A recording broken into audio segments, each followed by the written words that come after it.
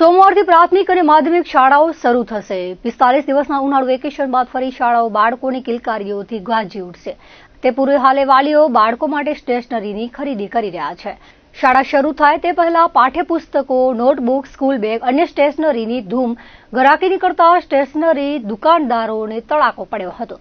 ભુજમાં સ્ટેશનરીની દુકાનોમાં ભારે ગીર્દી જોવા મળી હતી। લગભગ 4-5 2025 વેકેશન પડ્યો ને 35 દિવસનો વેકેશન હતો સરકારના ધારાધોરણ મુજબ ને મને લાગે છે કે ઇન્શાઅલ્લાહ 9 તારીખના નવો સત્ર ચાલુ થશે ને નવો સત્ર ચાલુ થશે ને સાથે કિલકિલાટ ને ગિલકિલાટ જે પણ મારી ઇમોશનલ રીતે છે સિસ્ટમ છે એ બધે ચાલુ થશે કે આ મોંઘવારીના જમાનામાં જેટલો પણ મારાથી રાહત ભાવે કે ઓછા ભાવે વસ્તુ હોય છે હું વસ્તુ આપું છું। ખાસ કરીને નોટબુકોની વાત કરીશ તો મારા પાસે અત્યારે અવેલેબલમાં ડોમ્સની નોટબુકો છે, કોપીની છે વગેરે વગેરે ને ગ્રાહકને પણ સારી રીતે પરવડે એવી રીતે હું વેપાર કરું છું। સરકારના ધારાધોરણ મુજબ દરેક પ્રાથમિક શાળાઓમાં સરકાર તરફથી પુસ્તકો ફ્રી આપવામાં આવે છે ને સરકાર પણ એટલે એલર્ટ છે કે હર ઘર હર વિદ્યાર્થી ભણે એવી સરકારની નેમ છે ને એ સરકાર પણ દરેક બાળકોને પુસ્તકો ફ્રી આપે છે એનો 110% છોકરા અમલ કરી એનો લાભ લેશે। એટલે ફરી પાછું જ્યારે મારી વાત આવશે કે ભાઈ તમે કેવી રીતે કરો છો ધંધો તો હું પણ નવા ચોપડા જૂના ચોપડા બધે લેવેચ કરું છું